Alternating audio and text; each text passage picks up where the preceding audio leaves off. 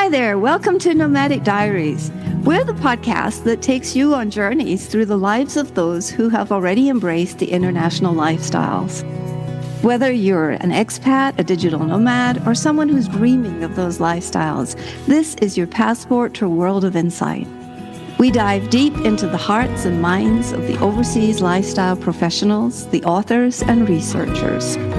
Join us in this fun adventure as we deconstruct all the elements of expat and nomadic lifestyles, one captivating story at a time.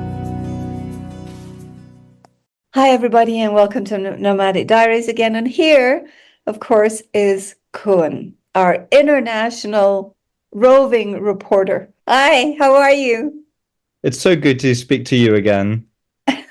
So good to see you again, too. It is, right? Tell us where you're speaking from. Well, it sounds kind of weird, but I'm actually back in the Netherlands.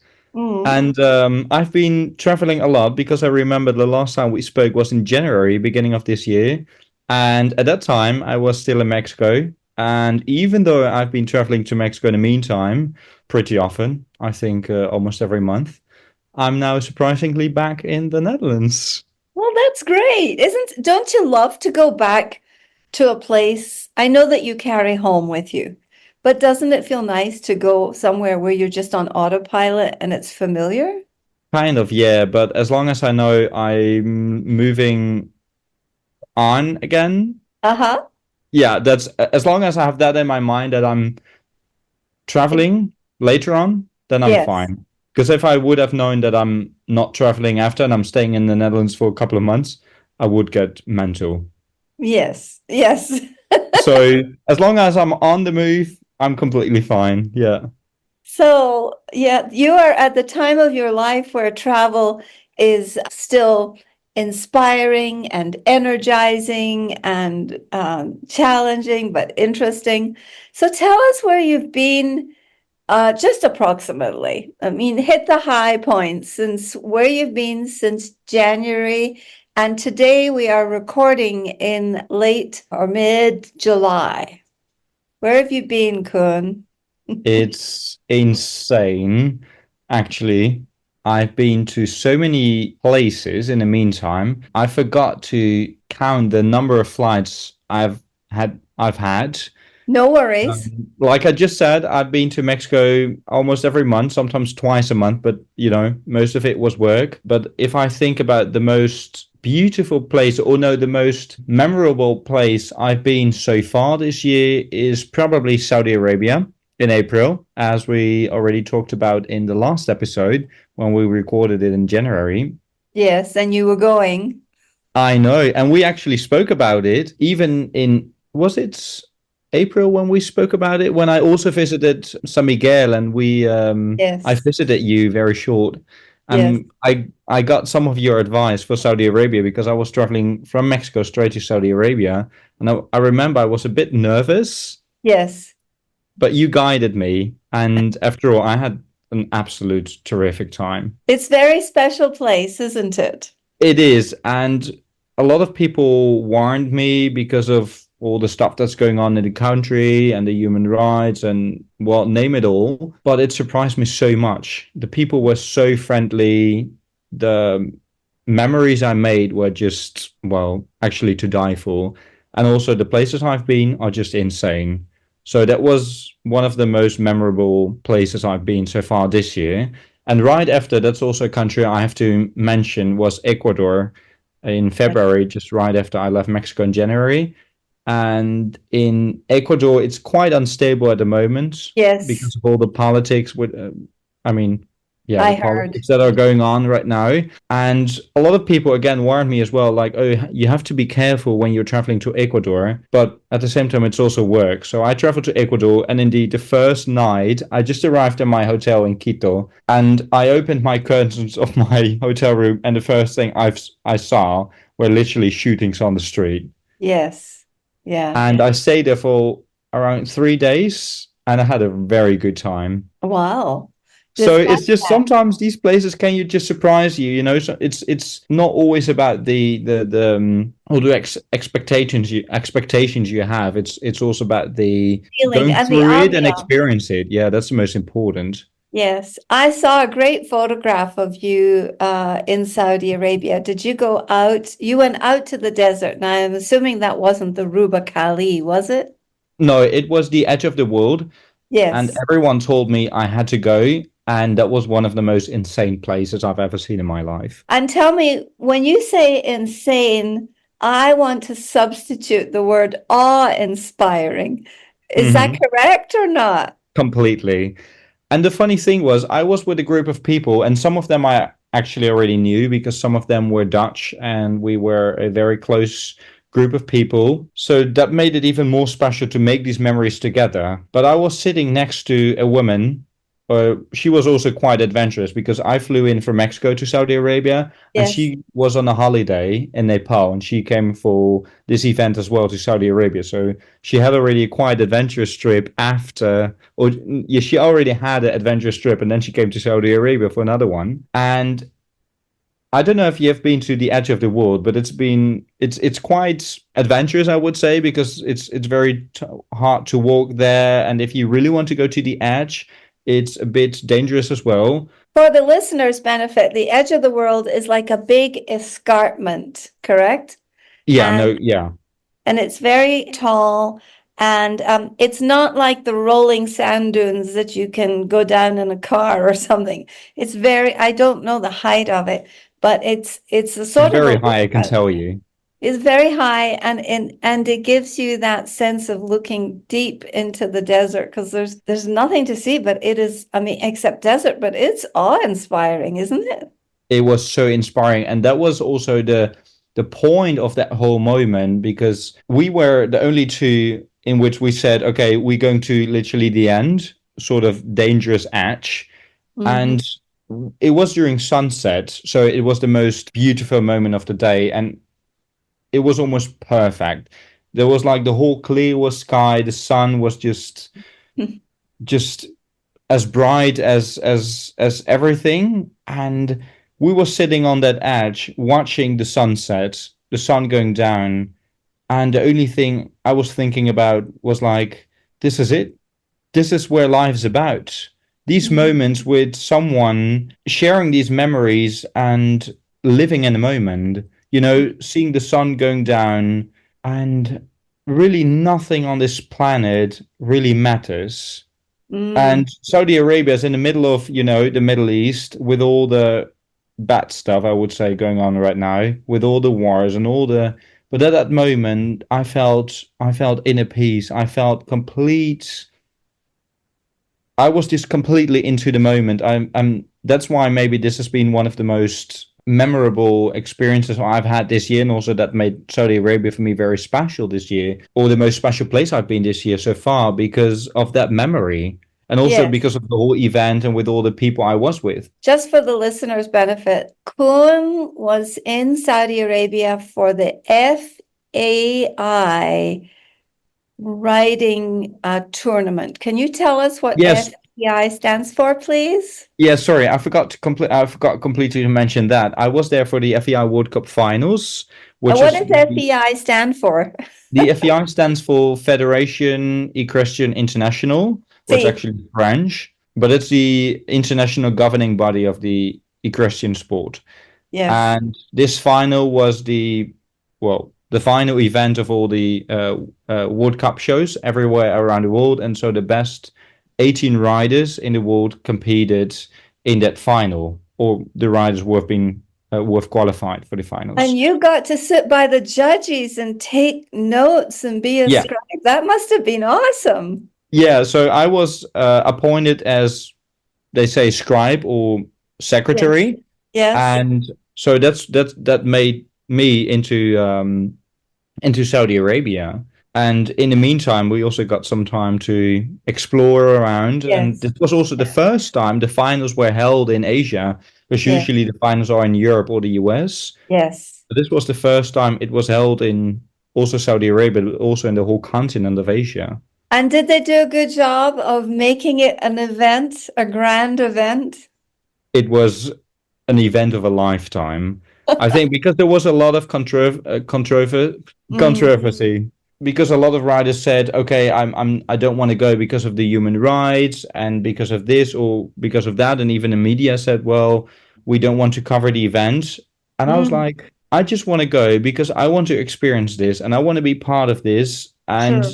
I don't want to be the one who said or who had like an opinion and they're not experiencing it So because that you went with an open mind. You went with an open mind, completely willing to learn, willing to study, willing to observe, willing to absorb yeah.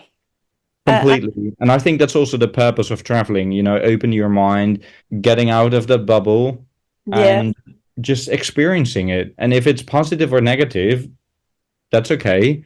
But as long as you have been there, done it, Mm. that's all about it. So, and after all, I'm so happy I went because otherwise I would never had these experiences. And working with this team, Was it an visiting Saudi international, Arabia. sorry, excuse me. Was it an international team of administrators and people who put this on, or was it primarily European based? Well, the organization itself, I mean, of course, it was the Saudi Federation who Sure. applied or wanted to organize this final, but the organization itself was German because they were experienced in organizing these finals and they had done this before. So they hired some experienced people to organize this event in general. And of course, the judges, because they all had to be foreign judges from 7 different countries, because in total there were 7 different judges in the Yes. dressage, because I was only covering dressage. And I was sitting with one of these 7 foreign judges, and the secretary was about 4, 5 Dutch people, and then Hmm. two foreign, like one from Belgium and one from Paris. Yes. Yeah. Interesting. And Yeah, so you must have been very close to some of the most precious and expensive horses on the planet. all the time, all the time. But that's also the sport. It's They're your I just fly babies. these horses. I see them at every show, and yeah. And do you talk to them when you're packing them up with all their gear to go places and tell them to have do a good round? I mean, Well, actually, I don't. It's just I wish all the riders the best of luck, oh, and that's good. That's yeah, good. because they have to handle it after all. I mean, I'm just on the side. Yeah, that's really great. Really Well, great. it's different when I'm flying them because then I'm just the one with the horses. But when I'm on a competition, it's just the ride and the horse are mine, and I'm just watching them. Yes, yes, you're enjoying that. So please tell me, I want to ask you about how have you been adapting to these different time zones? I know that you take off from one continent and you land in another, and you're following the airline schedule from east to west to east to west to, you're always circumnavigating the globe. And so I am just really curious about that and how you manage to adapt and adjust. And I'm guessing that sometimes you don't even bother adapting and adjusting. You just stay on your schedule as best you can. Is that true? Yeah, completely. And also, if I don't leave the plane, I don't change my time at all at my phone, Yes. because then I will stick to the time Mm, in Holland, for example, right. because there's no point for me to get along with the time in Mexico or the US Sure. or whatever country I'm going to. No. Sure. So do you And actually land in the plane and unload the horses and then just stay with the plane until you take off to leave again? yeah, so it really depends because when I'm having more flights in a very short time, I decide to stay in the plane, and also, of course, in consideration with the agent who hires me, because it's usually also cheaper to let me stay on the plane as well, because otherwise I have to stay in a hotel or have to Sure. book another return flight. So in that sense, for me, it has also benefits to just to stay in the plane because then I'm just back straight away. Right. Uh, and that saves a lot of time. Well, you've Um, got to be young and fit and healthy like you are. Indeed, that's very important to be fit. And some of my colleagues, they are a bit older than I am, but still very fit and very adaptable to all the time zones. Yes. Yeah. Yes. Now, do you exercise? Do you have a, I don't think we've talked about sport. Are you a soccer player or I No, don't actually have not. time? No, No. no. Horses are my is the sport Yes. I practice the most between all the traveling, just the Sure. riding stuff. But actually, since beginning of this year, I picked up the gym again. I'm just exercising a lot and Well just done, you. mostly for my both for physical and mental health. Yeah, Well done, you. That's great. I have to. It's very important to stay fit, to just Yes. like I said, both mentally and physically, so I can just move around. Exactly. Yeah, because you got to keep that, especially when you're dealing with time zones. I think it's very easy to get off kilter and get lazy. And when your body or your body clock is always in that motion. We used to have a lot of friends in Saudi who were ER docs. And some of them were getting, they were in their 50s by this time.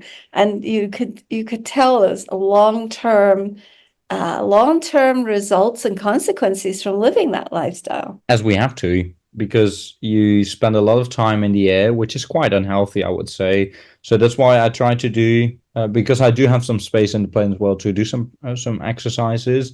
So I definitely spend my time wisely in the plane as well to do some exercises, sleep, eat, um, and take care of my body and mind because Sure. it's Well, that's traveling can be. paramount when you're traveling. It's Yeah, paramount. because traveling can be a bit unhealthy as well, especially the being in the air so much. The your whole rhythm is just gone. Your whole Yes, system is just you have yes. to, like you said as well, you have to adapt different time zones.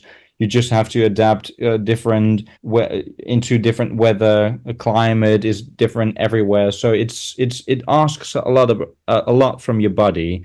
It does. So that's Well, why how it's very exciting. important to get along with that and to Mm. take care of your body and mind. So it must be, is it important for you to be aware and look out for those awe-inspiring moments when you can connect to nature, like the one you just talked about in Saudi Arabia? 100%. Yeah, that's for sure. Because actually, that what I just mentioned, I actually live for these kind of moments because those Mm, are the most vulnerable. Especially when you think about all that stuff that's going on in the world right now, or even personally, something that's just, you don't feel well, like mental health or whatever. And I just got to experience that. And the only thing I can think of is just being thankful that I have the opportunity to experiencing it, to being part of that moment, and yeah. So and you're it's lucky because you also have communities, like you have a little community here of people who love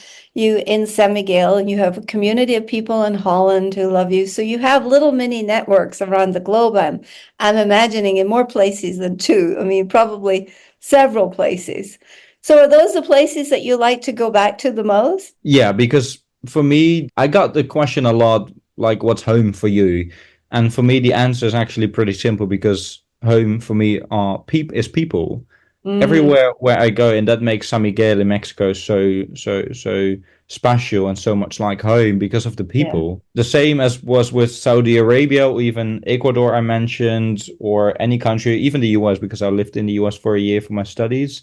It's just the people who makes a place so special. And if I'm going to, for example, a country which is probably close by, like Belgium, but I don't have anyone in Belgium. It's even Mm, if you right. stay closer to home, it can feel like, or even another city next to your hometown. Yes. It doesn't feel like home because you don't have any friends or family. So it So does it's the make a people. lot of sense. Have you picked up any unique horse care techniques or practices in the last 6 months that you're using? No, In that respect, it remains actually the same. I learn actually from every flight, especially if you deal with difficult horses, for example. Do you Who are, have difficult horses? of course, I have. Yeah, yeah, yeah. Sometimes, like horses who are nervous, or horses who don't want to eat or drink. But because I have, I'm passionate about horses and I'm working with horses Yeah. almost for my whole life. I know what to do, and I mean, every groom has their own way of working, and if you fly with another groom, which often happens, you learn from these guys Their too. techniques. Yeah. Yeah, so you spend a good number of hours in the plane and you talk about it and you learn from that. So I found my own way of Of practicing. working. Yeah, Yes. yeah, yeah, of So I working. have a question.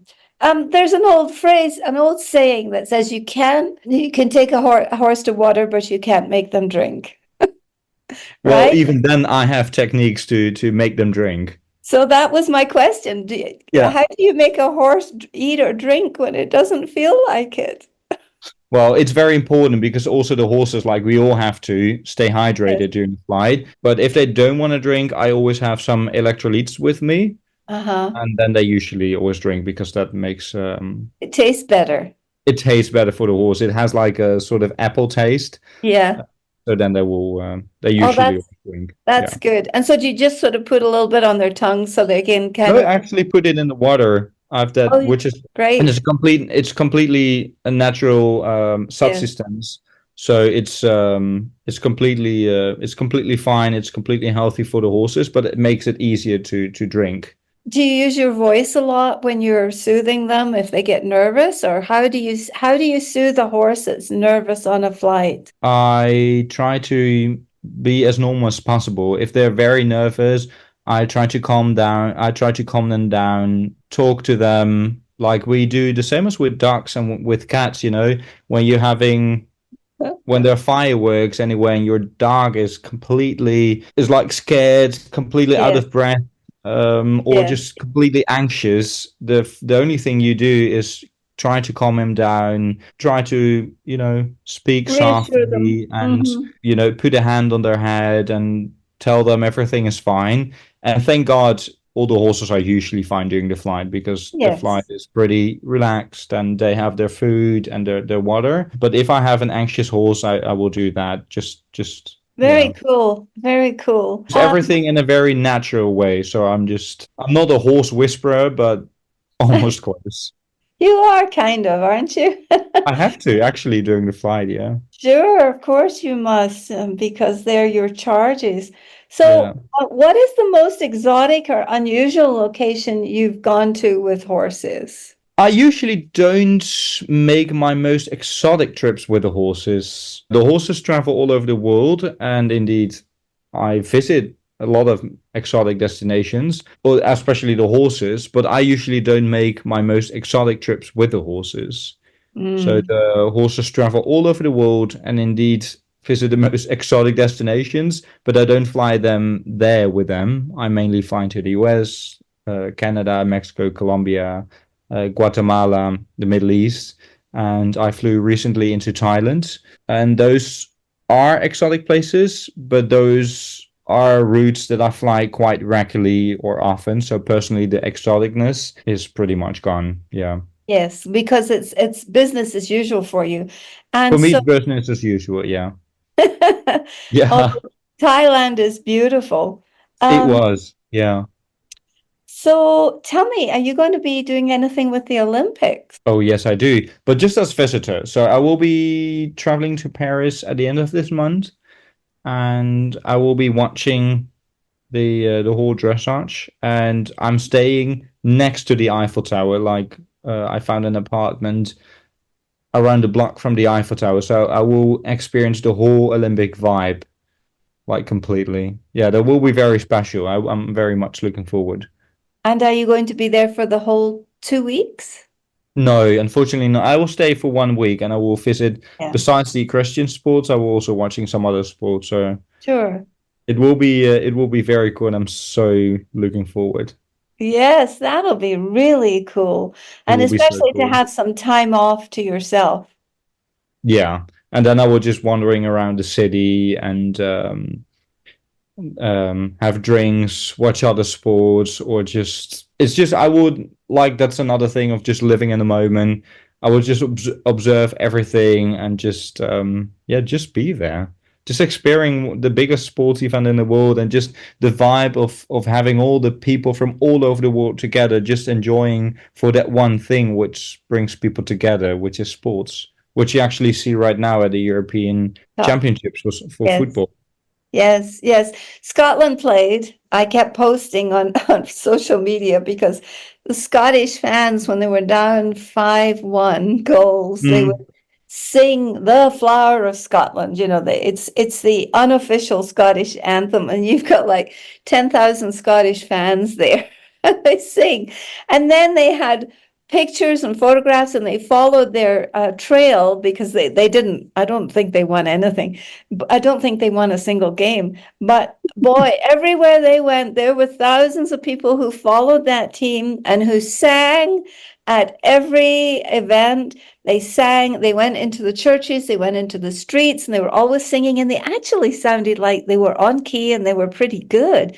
And so when they left Europe, they had a very good, well, much better reputation than they used to have, put it like that. And that's that. I don't know if you have you seen the Dutch?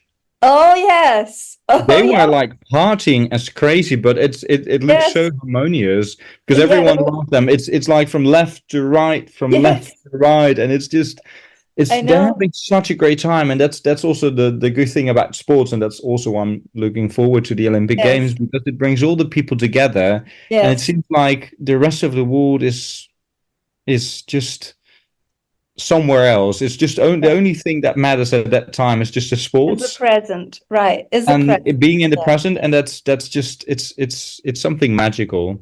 And so, do you think that these big events where we're seeing teams coalesce, but we're seeing supporters coalesce, we're seeing big groups of people, do you think that's a little, I mean, humans have always done this, but I'm wondering if the sense that we have of it now is sort of in response to some of the splintering that we experience or some of the dissonance and the divisiveness that we experience, that we're also glad to be together and do something together when that opportunity occurs. It just seems to me as I get older that that's what it feels like. It's like you go online and you're in your little bubble and you're talking to a certain community, but when you come offline and you can have what I call a diversity day or a wonderful day of communication with all kinds of people from across the world, that's very healing for us.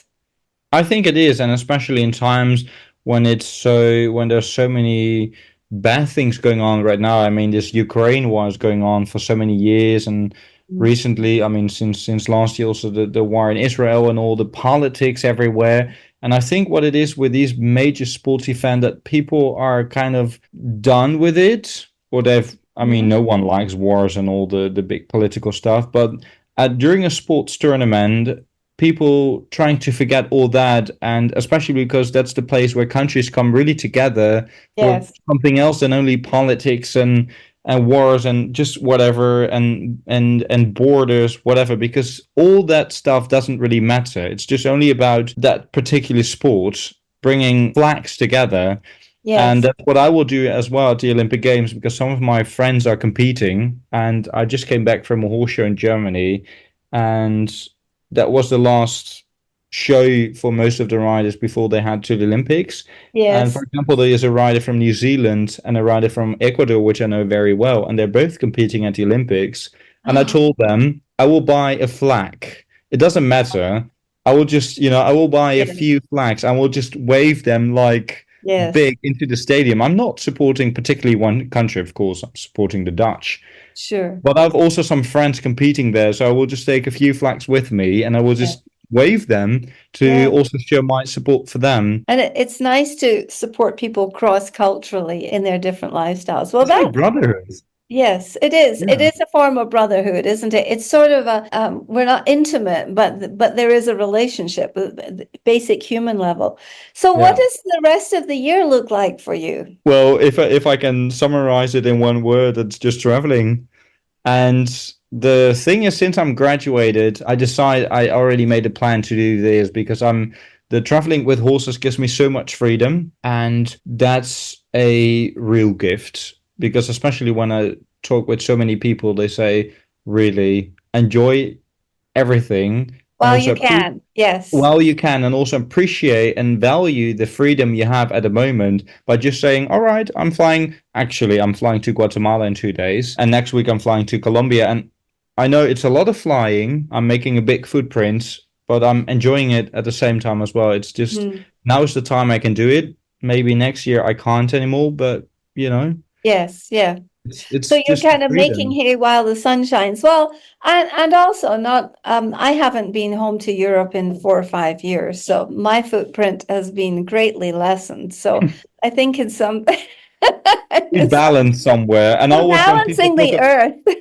Yeah, and always when people talk about my footprint, I'm like, yeah, but you have 3 children, and I don't want Yeah. to have children at all. So, there must be a balance, and of course, I'm aware of that. But I'm really enjoying my time catching up with so many people, meeting so many people, having all these great experiences, and that's just all you can ask for. Yeah, yeah. Well, I'm glad that you're well and you're healthy. I'm really grateful that you gave us a little reporting on your trip to Saudi Arabia, and it was so sweet that you met my daughter's former equestrian instructor there and took a It photograph. was so much fun to met up with him there because you connected me to him, and that makes it also so special to travel around because especially networking is everything, and that's Yes, why yes. you And have you're to go good at it. around. Yes, you're I very hope good. so. Yeah, I mean, in this way, I kind of showed it. But it was so much fun, even though it was like 15 minutes. But it's great that it doesn't matter where you are on the planet, but energy is everything. Mm. And yeah, that was very good to just meet some new people actually, and it was for you. Yeah. Yes, he's a very nice Frenchman. Yeah, and it's just, also because Saudi Arabia felt so far away from everything for me, even though I wasn't far from everything, but it's just Yeah, because I was yeah. in a new place, and yeah. With a big, big, huge culture shock as soon as you land, it's I It don't think was, I yes. don't This think was I think I it's never changed felt now. like a big culture shock anywhere, but maybe Mm. this was the first time I Experienced it. yeah, I experienced it. Yeah. Well, talking about these culture experiences, I was just thinking about it because in one of our conversations, you mentioned that because I was not very much aware of all the cultural differences and all these experiences I've had, and you told me that I actually have to make notes of it, so I would become more aware, Yes, to yes, think more about all the things you do because like yes. one day it will be over and then you take up your lessons. So since then I wrote them down, and that really helps, so I can almost write a book about it now since all the Oh, that's recent experience great. I've had this year. Yeah, That's great. And is that meaningful for you when you go back and look at it? a lot because it's very educational as well, and Yeah. it makes your world again a bit bigger because I already thought that my world was quite big, but writing it down, go through it Mm-hmm. sometimes Mm-hmm. makes also the memories more valuable.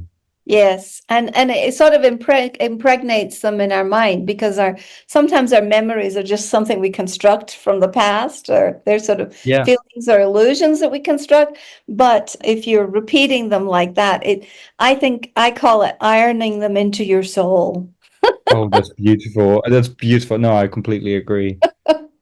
Well, it's been lovely to catch up, Koen. And, some of the gems from the conversation are that it's important to be living in the moment and energy is everything. And it's lovely to see you maintain this great global lifestyle and be such a successful nomad. And we really appreciate you dropping into Nomadic Diaries every 6 months to give us an update of Oh, that's life and fantastic. I times. love that.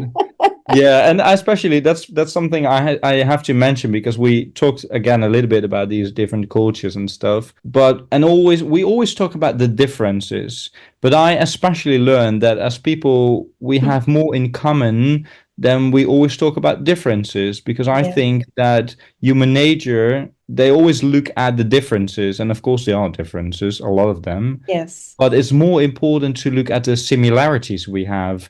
And that's something I value the most. Like when I speak to people anywhere, even if it's like recently in Thailand or in Saudi Arabia or in Ecuador or in Chile or wherever place, it's about the similarity and that makes the connection. That's why we connect to each other.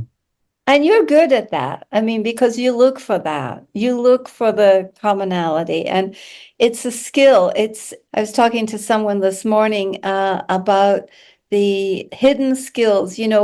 What we hear and see with each other is like 30% of our reality.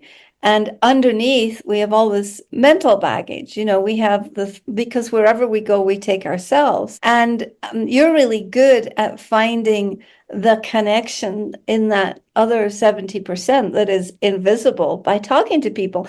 And in some ways, sometimes we want to be anonymous. It's interesting what we share and what we don't share with people, Completely. No, I agree. right? I think the most interesting thing also about traveling is the psychological aspect, what it does to you as a person, Yeah. how it shapes or changes you. And because in Yes. fact, you're asking yourself the most important questions about life while you're actually traveling. You spend a lot of time on your own, or you spend a lot of time with people you actually don't know. So that means you spend a lot of time worrying about what's going on in your head and how do see people you like new people to get to know you and have never seen you before, so you become also more aware about the human being you are, like the way you behave Yes. and everything. So Yeah.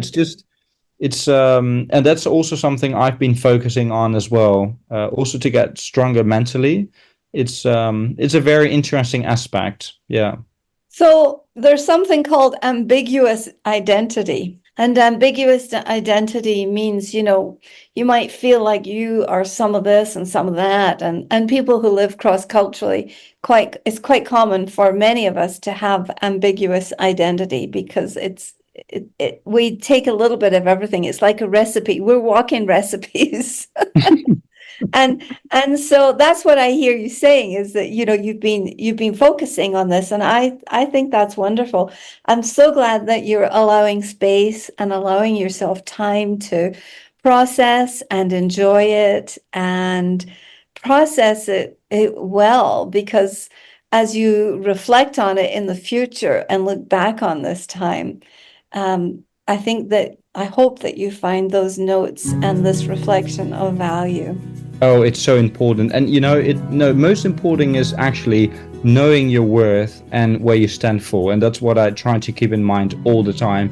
Whenever I feel down or sad, or when I'm just traveling on my own again, I'm like, oh my God, I really wish I had a partner or someone next to me enjoying the experience I have at this moment.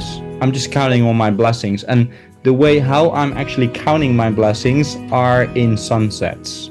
That's a very interesting approach as well, because even though we look at the same sun everywhere, Yeah. the sunset is different everywhere. And I've seen the most amazing sunset, and that's how I count my blessings usually. So whenever I'm in Mexico, or I'm at this edge of the world, in Saudi Arabia, or I'm in whatever country in the world, I count my blessings in sunsets. Yeah, well, congratulations. This has been a wonderful catch up, and great to see how much you've grown and how much you're learning. And thank you for coming to our audience and being so transparent and so willing to share your journey and the invisible side of travel. Well, and thanks to you as well, because you make me more aware of all that stuff that I'm actually doing. So that's even more wonderful. Oh, that's great. Well, I hope you'll come back for Christmas. I hope I'll see you at Christmas, if not before. I'm 100%. I will be back for Christmas and New Year. So yeah, then we go for another catch-up, right? Yes, absolutely. We'll see where you've been then. Thank you so much, Koen. Looking forward. Thank you so much.